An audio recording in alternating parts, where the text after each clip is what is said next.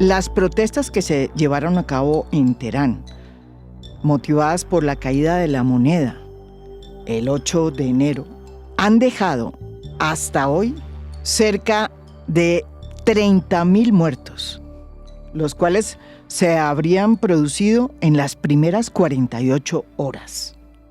Y según todas las fuentes de información consultadas, esta cifra podría ser incluso mayor. Lo que pasó en Teherán es una de las represiones de un Estado contra una población civil más sangrientas de la historia moderna. Miles de mujeres en Irán protagonizan protestas contra el régimen de los ayatolás al quitarse y quemar la burka en espacios públicos.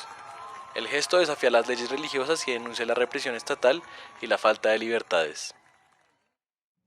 Aunque todavía el régimen iraní insiste en decir que las víctimas no superan las 3.000, repito, los grupos de derechos humanos han tenido muchas dificultades para documentar hasta dónde llegó la violencia, debido a que, entre otras cosas, se produjo un apagón informativo que impuso el gobierno, que incluyó el no acceso a Internet por parte de la población iraní. Una táctica que se está usando por parte de muchos gobiernos autoritarios, como sucedió, por ejemplo, en Nepal, con las protestas que se dieron en su momento el año pasado. Policías disparando con agua y gases lacrimógenos en las calles de Katmandú. Las protestas en Nepal tomaron un giro trágico el lunes. Los enfrentamientos escalaron cuando los manifestantes se acercaron al parlamento nepalés y resultaron en la muerte de varias personas. El bloqueo de las redes sociales el viernes pasado desencadenó la ira de miles de jóvenes que denuncian un ataque contra la libertad de expresión. Esta cifra de 3.000 muertos, que es la cifra oficial que maneja hasta hoy el gobierno iraní, pues se contradice con el recuento clandestino que se ha hecho en los hospitales de Teherán, que, repito, superaría los 30.000 muertos. Sin embargo, estas protestas que el mundo conoció el 8 de enero habían comenzado unas semanas antes, y estas habían sido motivadas e impulsadas por una muy difícil situación económica. Lo que pasa es que el mundo las empezó a registrar unas semanas después. Así lo explica la profesora Margarita Cadavid, nuestra invitada hoy en A Fondo, y quien nos va a explicar cuál es el contexto en que se produjeron estas protestas y lo que significa para un régimen que es considerado como una teocracia islámica, que se estableció tras la Revolución de 1979, cuando se produjo la salida del Shah de Irán y se impuso un sistema político con una nueva constitución en el que el poder lo tiene la jerarquía clerical chiita, que desde entonces tomó el control de las instituciones civiles en Irán. Bueno, básicamente Irán viene en una situación económica que se ha venido deteriorando en los últimos años. Empieza post-COVID, como en todo el mundo, con una serie de situaciones de aumento de la inflación, pero con las sanciones económicas y con todo lo que ha tenido que vivir Irán los últimos años. Entonces estábamos hoy, digamos desde el 28 de diciembre, las protestas se inician básicamente por una razón, y es el aumento en los costos de vida. Ese aumento en los costos de vida, lo que dicen las cifras es la inflación en Irán ha sido del 70%, una devaluación frente al dólar del 80% del rial iraní, y fuera de eso los alimentos han ido aumentando. También se decía que en algunos sectores del país, en algunas zonas, del país, estaban pasando, no tenían agua, no tenían luz, entonces la gente sale a las calles, empiezan las protestas y efectivamente esas protestas contra ese aumento del costo de vida y esa situación precaria derivan en una protesta en contra del régimen. Esto evoca un poco, claro que guardando las proporciones y la diferenciación, lo que pasó en la primavera árabe, que esto empieza con un alza en el costo de los alimentos, con unas sequías que llevan a esa alza en el costo de los alimentos en la zona y empiezan las críticas fuertes contra el gobierno. Aunque esto es reduccionista, no hay sistema político que se mantenga si el sistema económico no funciona. E Irán está enfrentando en este momento esa crisis. Entonces, aunado a eso, no nos podemos olvidar que después de la del 2022, contra lo sucedido con Aisha Amini, que fue golpeada brutalmente por la Guardia Revolucionaria, por la Policía de la Moral, perdón. Estas protestas tienen un aumento en los sectores que salen a protestar. Y fuera del aumento en los sectores que salen a protestar, que ya estamos viendo clase media, toda la población, hay más de 10 millones de personas en las calles. Claro, esto si se hace con el comparativo de la población de Irán pareciera poco, pero son masivas. Y lo otro que es interesante es el desgaste que muestran ambas, es que esa ideología islámica que movió la revolución en 1979, estos jóvenes, que hoy la mayoría de la población en Irán es joven, están rompiendo con esa teocracia islámica. Están bajo una ideología mucho más nacionalista y laica. Entonces, eso es lo que el régimen se sostiene con tres cosas. Primero, ese elemento religioso que es importantísimo, es la base del poder de los ayatolás, del ayatolá, el líder supremo, como se denomina. Los mecanismos de coacción y coercitivos que tienen a través de la Guardia Revolucionaria, los bajij, que son voluntarios de la revolución. Y el otro elemento tiene que ver, por supuesto, con la imagen también y esa seguridad que proyectaba Irán en el exterior con su alianza del Eje de la Resistencia, que también quedó entredicho. Ese Eje de la Resistencia estaba formado por Bashar al-Assad, Siria. Bashar al-Assad cayó. Teníamos en Irak, hay todavía un poco ahí de elementos de resistencia. Teníamos Hamas, que evidentemente pues también está deteriorado, y los hutíes en Yemen.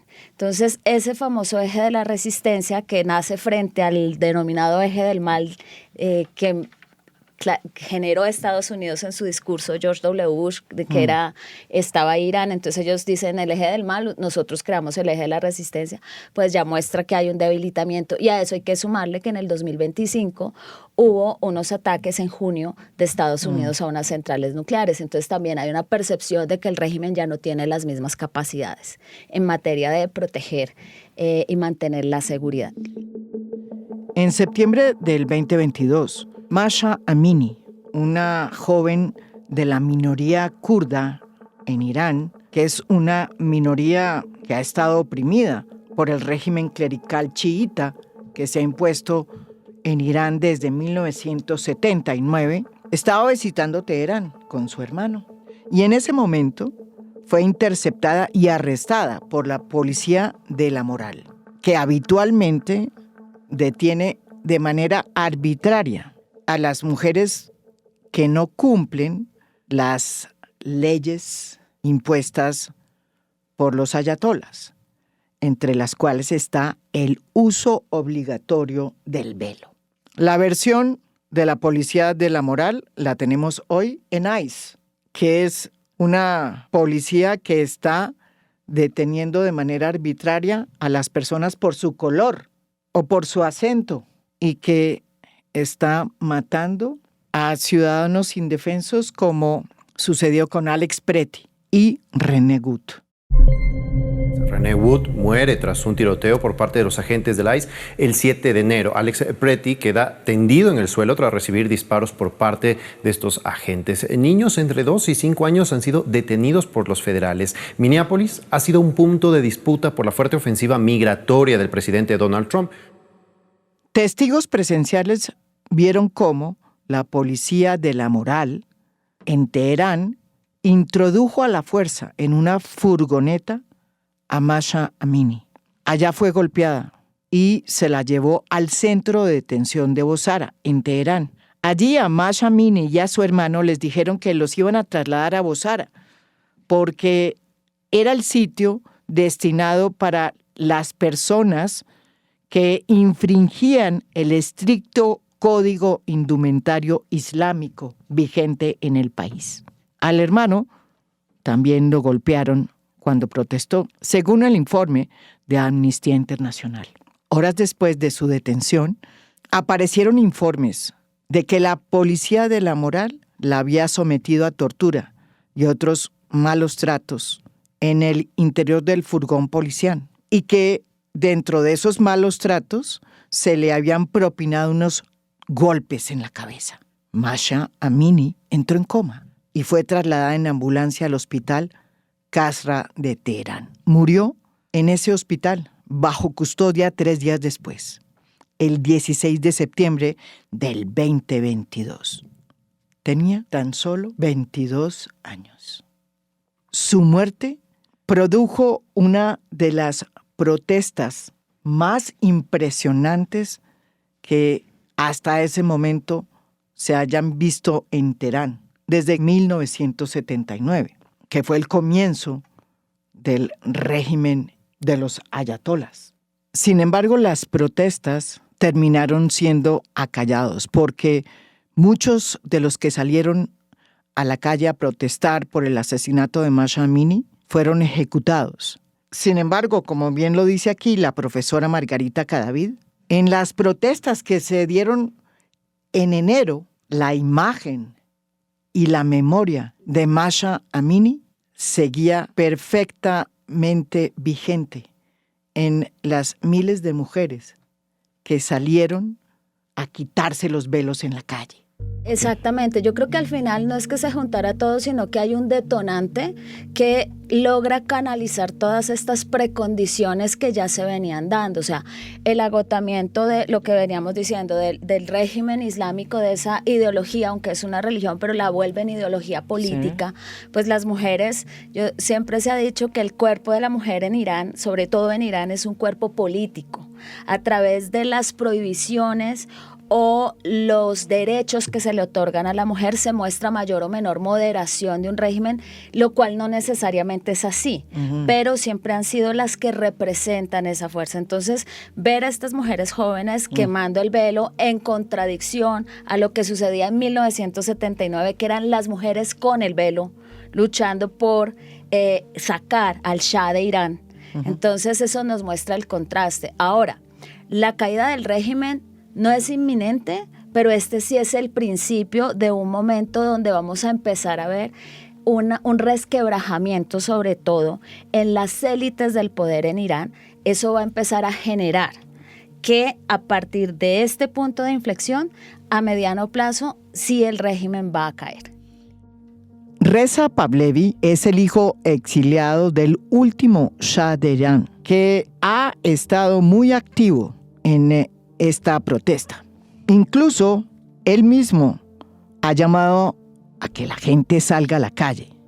Y son muchos los manifestantes que han pedido que regrese a Irán el hijo de Reza Pahlavi. Pero ¿quién es este expríncipe heredero y cuánto apoyo tiene realmente dentro del Irán de hoy que sale a protestar?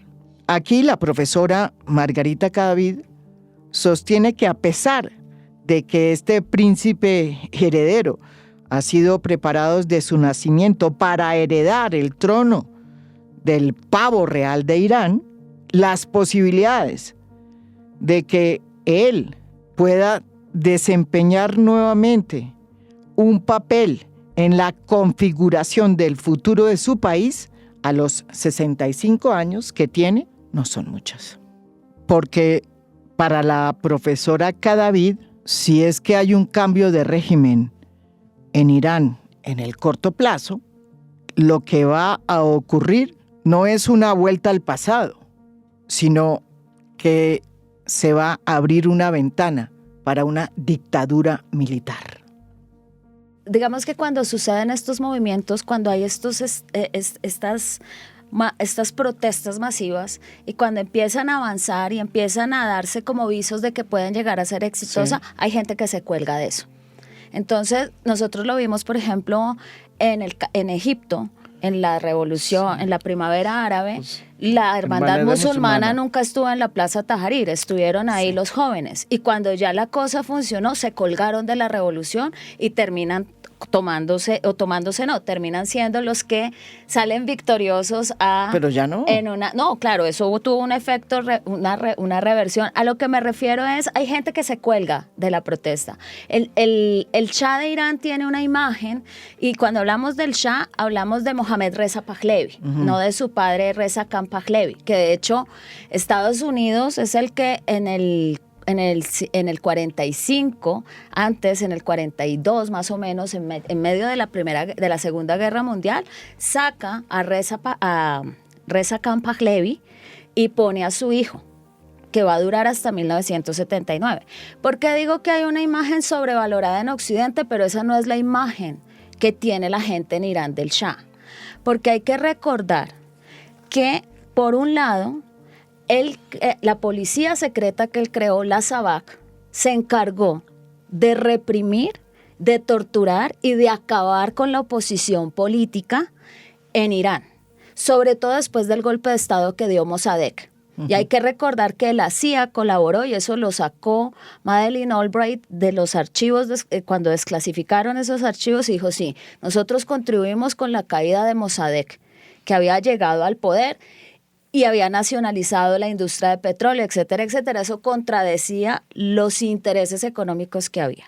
Lo segundo es, además de esa policía secreta de la SAVAK, que fue terrible, yo creo que todos recuerdan la famosa fiesta que hizo el Shah, Mohammad Reza Pahlavi, donde dijo, descansa Ciro, que yo estoy despierto, conmemorando pues el imperio persa, los 5.000 años del imperio persa, que se gastó una cantidad de recursos de Irán que después no tenían cómo suplir, por ejemplo, el terremoto que ocurrió en esos años. Entonces, está idealizado porque la gente recuerda que el Shah entonces le quitó el velo a la mujer y que empezó una política de secularización y de modernización del Estado. Inclusive eso lo había hecho desde la época el padre del Shah, porque era admirador de Mustafa Kemal Atatürk y quería un Irán secular, siguiendo un poco el modelo turco.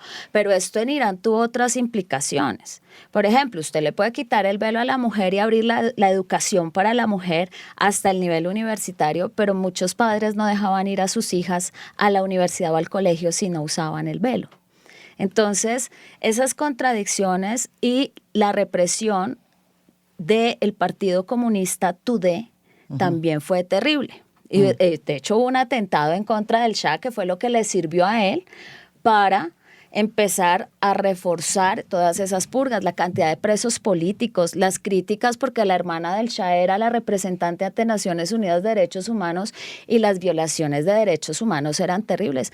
Tanto así que el gobierno Carter le dijo, modere esto porque no lo vamos a poder sostener. Y al final eso es lo que lleva el alineamiento a los Estados Unidos, la falta de reinversión económica de todas las regalías del petróleo y estas medidas represivas en contra de la oposición política es lo que llevan a la caída del régimen del Shah Mohammad Reza Pahlavi, que sale huyendo y luego muere en Egipto y está enterrado en Egipto. Entonces, idealizar hoy la figura del Shah es olvidar, y nosotros en nuestros países tenemos memoria cortoplacista. Entonces, claro, ellos se están colgando frente a una oportunidad, frente a una posibilidad de regreso, pero eso es prácticamente, o sea, para la población iraní es inaceptable, pero no solamente para la población iraní que todavía tiene en sus recuerdos esto, sobre todo los mayores, pueda que los jóvenes no, sino porque hay que entender que la amalgama del poder no son solamente los ayatolás. Ahí está las fuerzas militares y el Consejo Revolucionario. Sí. Y lo más seguro es que esto cambie no a una democracia, sino a una dictadura militar. Lo que pasa es que los procesos revolucionarios tienen dos posibilidades, como decía Hannah Arendt, o nos llevan a la transición democrática o nos devuelven al mismo punto, peor que la anterior. Y eso ha pasado en muchos lugares con las famosas revueltas hoy llamadas el invierno árabe, porque al final ninguna surtió el efecto esperado. Pero entonces sí, la figura del Shah está, como les decía yo, sobrevalorada en Occidente por el modelo laico, por la modernización en la educación, etcétera, etcétera, pero no hay que olvidarnos que es esa figura del Shah la que nos lleva a la revolución de 1979. ¿Cómo alteraría el ajedrez del Medio Oriente la caída de los ayatolas? Porque de todas formas, sí altera el ordenamiento que hay actual. Dada además la evidencia de que hay un señor que se llama Donald Trump, que tampoco hay que olvidarlo. Hay que tener en cuenta varias cosas. Uno de los elementos es, como te decía, estamos en un punto de inflexión. El régimen no se va a caer ya. Sí. Y seguramente si se cae, va a haber una continuidad en esa misma amalgama de poder. Salen los ayatolás, se cambia un poco esta ideología teocrática, religiosa. Se vuelve más secular. Exactamente, pero quedaríamos bajo un gobierno militar, sería a lo que se viene esto. Entonces, ¿qué pasa? Irán está en este momento en el Medio Oriente aislado. Uh-huh. ¿Cómo cambiaría la caída del régimen? Que es algo que ya estamos viendo. Se consolidaría el poder de la única potencia, de 3 potencias regionales: Arabia Saudita, Turquía e Israel. Digamos que en términos de quiénes tendrían el poder, porque claro, si pasamos a ese régimen, como lo estoy diciendo, sí, no estaríamos frente a una renegociación del programa nuclear, entonces cambiaríamos un poco el contexto interno, probablemente haya un discurso moderado, pero de todas maneras no estaríamos frente a una transición como la que se quiere, es decir, la autocracia la dictadura sin el dictador. Continúa, como dice mi amigo Ronald sobre Venezuela, sería un poco eso, continúa la dictadura sin el mismo dictador. Entonces yo creo que sería eso, pero para Estados Unidos podría asumirlo como un triunfo, en términos de, es un régimen que lleva 46 años, y que para Donald Trump sería como, yo logré la caída de los ayatolás. Uh-huh. Y siguiendo como una máxima de él que es: no quiero guerras largas e interminables, sino intervenciones rápidas y exitosas. Eso es eso él lo ha dicho muchas veces, digamos, o lo ha dejado implícito en sus discursos. Y para Israel también sería un logro porque quedaría, digamos, sin su enemigo histórico, sin su amenaza más grande, y para Arabia Saudita también, porque es que el programa nuclear iraní realmente es una amenaza para Arabia Saudita y para Israel, exactamente. Para entender el régimen que impera en Irán desde 1979 es una teocracia que, como bien lo explica aquí la profesora Margarita Cadavid, está basado en la autoridad suprema del ayatolá. El primer ayatolá fue uno de los que lideró esa revolución, que es el ayatolá Jomeini. Jomeini va hasta 1979. En 1989, Jomeini es reemplazado por Jamenei. Jamenei es un personaje que ya tiene más de 80 años, ya es un personaje que hay que renovarlo, es vitalicio, pero muy seguramente pues no quiero ser ave de mal agüero, pero muy probablemente le queden pocos años de vida, y quien lo iba a reemplazar era Raisi, que fue el que murió en el accidente que se produjo precisamente después de las protestas de Aisha Minim. La profesora Margarita Cadavid se refiere a el sorpresivo accidente de helicóptero en el que murió el presidente de Irán en mayo del 2024, Ebrahim Raisi. Pero hasta el momento la versión oficial es que el accidente se produjo por causas meteorológicas. Había mal tiempo. Ebrahim Raisi, presidente de Irán, perdió la vida a los 63 años. Así lo confirmó desde el gobierno de la República Islámica. El líder de una de las principales potencias del Medio Oriente murió en el contexto de tensiones cada vez más fuertes con su enemigo jurado, el Estado israelí. Cientos de personas se han congregado en el mausoleo de Imam Reza en la ciudad nororiental de Mashhad para rezar por el presidente iraní, después de que el helicóptero en el que viajaba sufriera un aterrizaje forzoso.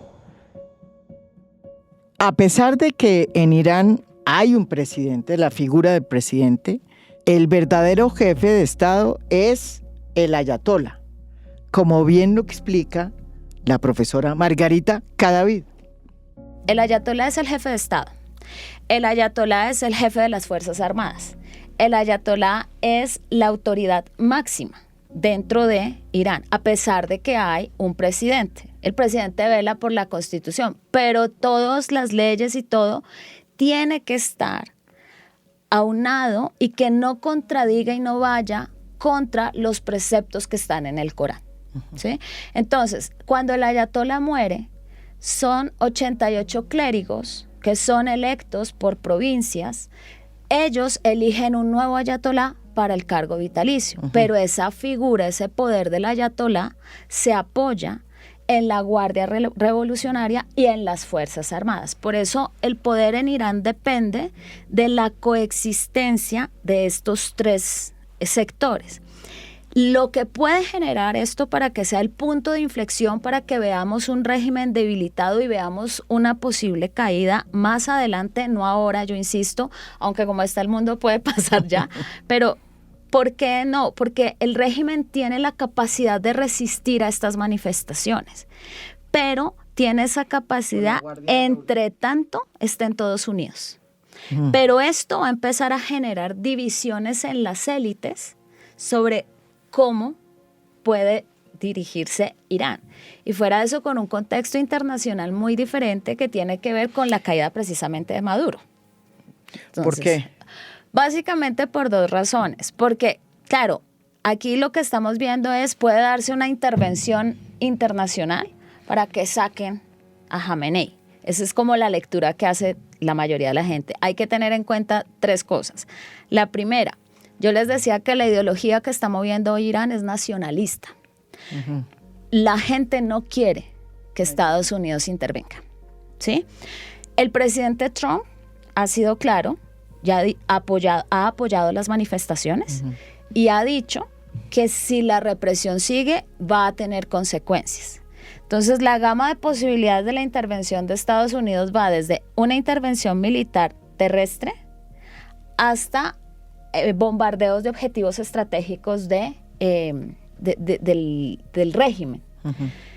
La intervención terrestre es probable pero no posible, es decir, o posible pero no tan probable, diría yo. ¿Por qué? Porque necesitaría, primero, debilita las protestas, porque viene un enemigo externo y la población se va a unificar en contra de ese enemigo externo, pero además porque ratificaría lo que el régimen está diciendo, que las protestas son lideradas desde el exterior.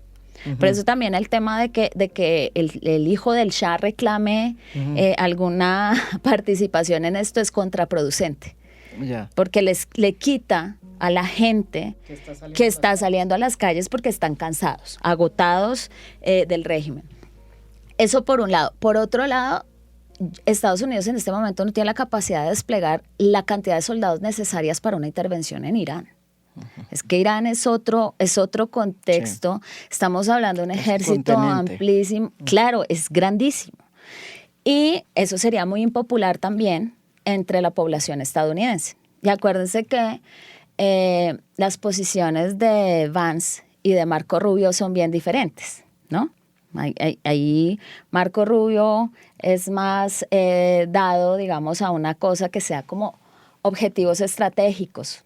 ¿Qué sería objetivos estratégicos? Operaciones quirúrgicas. Puede ser matar al ayatolá y bombardear escenarios, digamos, de la revolución. Pero, y lo otro, que es lo que está haciendo ahora, que es utilizar esta tecnología que ellos tienen para impedir que la gente pueda usar el Internet. Sí. Entonces, eso es lo que han hecho ahora y ese apoyo. Es que creo que se llaman los Starlink, una cosa así, que son los que ayudan a que la gente, desbloquear el Internet, entonces que la gente pueda publicar para que lleguen las imágenes.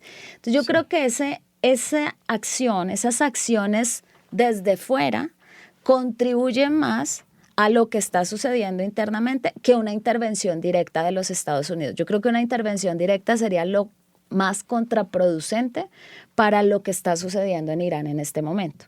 Y además porque ahí se colgaría también si la intervención es solamente Estados Unidos o si Israel le está ayudando por detrás de bastidores, etcétera, etcétera. Y eso ya a la gente en Irán, uno no se puede olvidar que Irán fue el imperio persa y aquí hay una dignidad y un orgullo nacional muy fuerte de la población.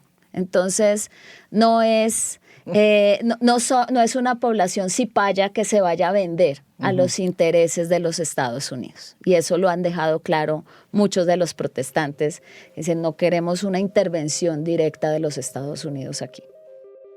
Al término de este podcast, se conoció la noticia de que el portaaviones de propulsión nuclear USS Abraham Lincoln y su grupo de ataque habían sido vistos abandonando el mar de China Meridional con el fin de dirigirse hacia el Océano Índico para situarse prácticamente enfrente a las costas de Irán. Esta decisión se tomó luego de que Donald Trump salió en los medios de comunicación de su país a decir que si seguían las protestas y las agresiones y la represión a los manifestantes, así como las ejecuciones, ellos iban a intervenir en Irán. El presidente Donald Trump advirtió a Irán contra la ejecución de manifestantes, afirmando que tomaría medidas enérgicas en respuesta. Este pronunciamiento lo hizo luego de que anunció el incremento en el arancel de 25% a cualquier país que haga negocios con Irán. O sea que mientras Trump insiste en que va a adquirir de una forma u otra Groenlandia, está considerando, comillas, abro comillas, algunas opciones muy fuertes sobre Irán. Y tal como están las cosas, pues la posibilidad de que haya una intervención en las próximas horas en Irán por parte de las fuerzas estadounidenses es una realidad que no se puede descartar.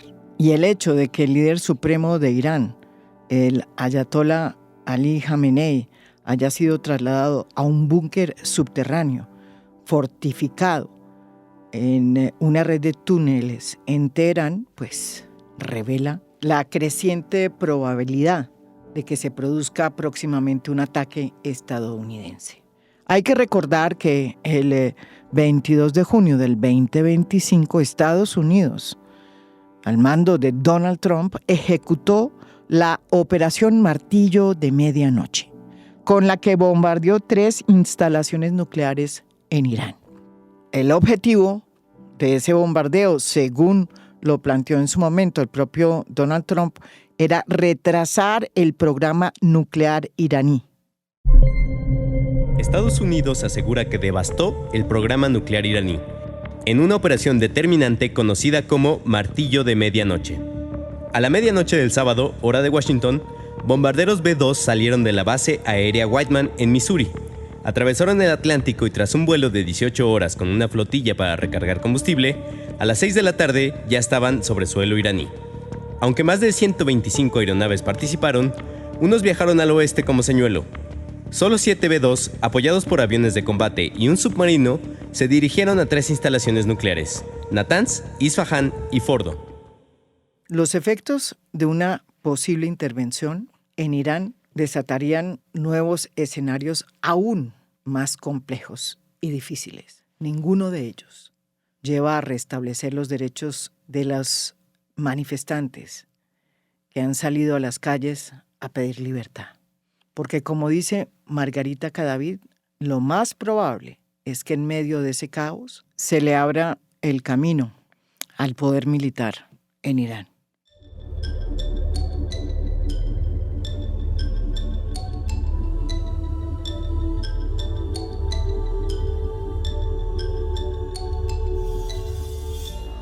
A Fondo es un podcast producido por Mafialand. Producción general, Beatriz Acevedo. Producción de audio, Santiago Acosta López. Música original del maestro Óscar Acevedo. Nos pueden escuchar también en mi canal de YouTube. Gracias por escuchar. Soy María Jimena Duzán.